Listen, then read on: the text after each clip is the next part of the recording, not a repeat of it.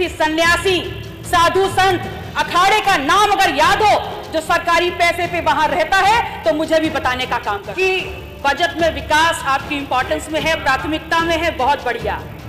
और इसलिए क्योंकि लगातार उन्हीं गड्ढों को भरने के लिए आप बजट पे बजट देते चले जा रहे हैं कि आपके आसपास ही बैठे होंगे, कोई अपने ही होंगे जो पिछले कार्यकाल में अपने गाल बजाते हुए बोल रहे थे कि 100 दिन में गड्ढे भर देंगे, 100 दिन में गड्ढे भर देंगे। 300 करोड़ का पुल 3 महीने भी नहीं चल पाया।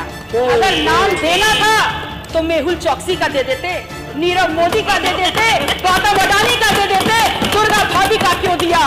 अधिष्ठाता महोदय, आज आपने मुझे बजट 2023-24 पर बोलने का अवसर इस सदन में प्रदान किया, इस बाबत मैं आपको धन्यवाद प्रेषित करती हूँ।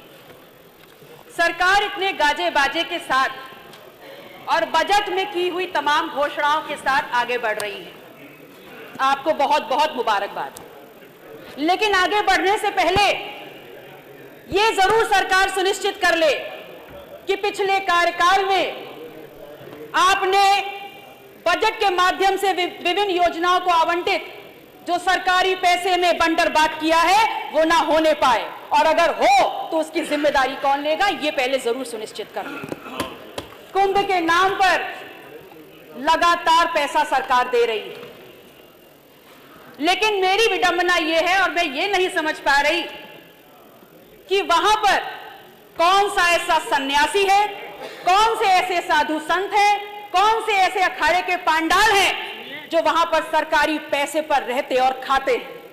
हमारा यह सौभाग्य है कि हमारे प्रदेश के मुखिया माननीय योगी जी स्वयं नाथ संप्रदाय से आते हैं। मैं नेता सदन से पूछना चाहती हूं कि यदि आपको ऐसे किसी सन्यासी, साधु, संत, अखाड़े का नाम अगर याद हो जो सरकारी पैसे पे वहां रहता है तो मुझे भी बताने का काम कर दे। मैं आपसे कहना चाहती हूं कि आप स्वयं जानते हैं और आपसे भली भांति कोई नहीं जानता कि आस्था दिव्यता का प्रतीक होता है, और आप उस दिव्यता को भव्य बनाने के नाम पर अरबों खरबों पैसे देने का काम कर रहे हैं और खुश हो रहे हैं। चलिए दे दिया, मान लेते हैं, लेकिन ये तो बता दीजिए कि आपने जो ये अरबों खरबों पैसा कुंभ के नाम पर दे रहे हैं, हिंदुओं की आस्था के नाम पर दे रहे हैं, इसका बंदरबांट ना होने पाए, इसकी लूट ना होने पाए, ये आप कैसे सुनिश्चित करेंगे? आपकी सोच और आपके बजट में विकास सबसे ऊपर है, ये बात तो समझ में आ रही है और बजट को देखने में लगता भी है।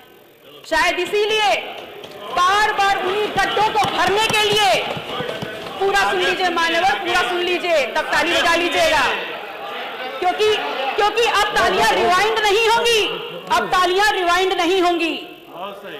आपने लगातार, आपकी बजट में विकास आपकी इंपॉर्टेंस में है, प्राथमिकता में है, बहुत बढ़िया।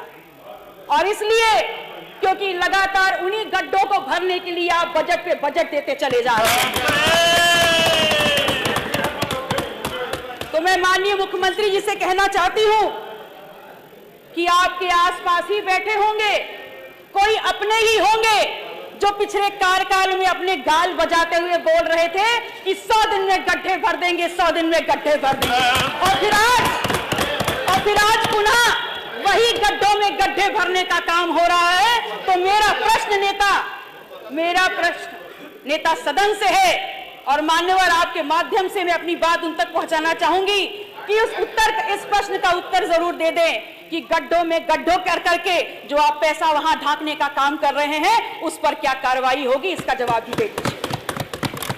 और मैंने ये प्रश्न इसलिए पूछा क्योंकि मेरे क्षेत्र सिराथू में एक पुल बनता है, शहजादपुर का पुल, लगभग 300 करोड़ रुपए का वो पुल बना, और उद्घाटन के 3 महीने बाद उसकी सरिया उखड़ उखड़ के ऊपर आने लगी और नाम दे दिया दुर्गा भाभी सेतु।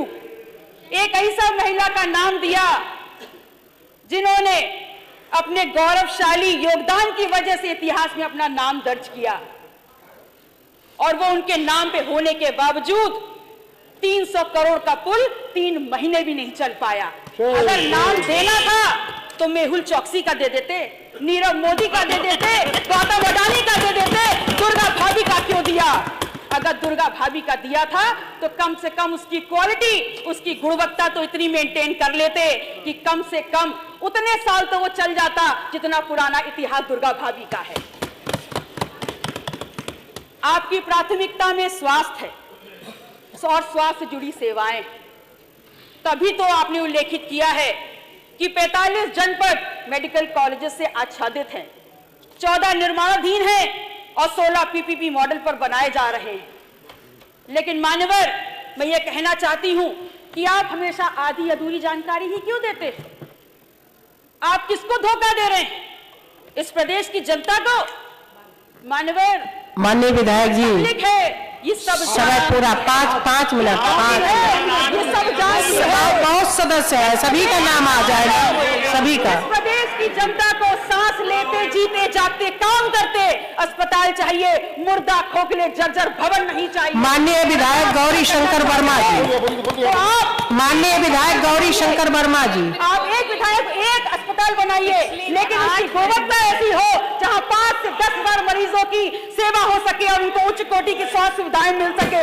मैं आपसे कहना चाहती हूं कि पिछले दिन सदन में माननीय नेता प्रतिपक्ष बहुत उत्तेजित हो गए थे, रौद्र रूप दिखाने का उन्होंने काम किया, तो मैं उनसे कहती हूं कि आपके रौद्र रूप की गरिमा और सम्मान और बढ़ गया होता यदि आपने अपना ये रौद्र रूप और अपनी नाकें उन पर तरलने का काम किया होता जो आपके बगल में बैठ करके 100 मुकदमे झेल रहे हैं, हत्या के आरोपी है, जमीन की लूटपाट में शामिल है, और आपने लोकतंत्र का मजाक उड़ा करके आपके बगल में डिप्टी सीएम बनकर बैठे हैं। अगर आपने उनके ऊपर आंखें तैर ली होती तो आपका साथ दे गया होता।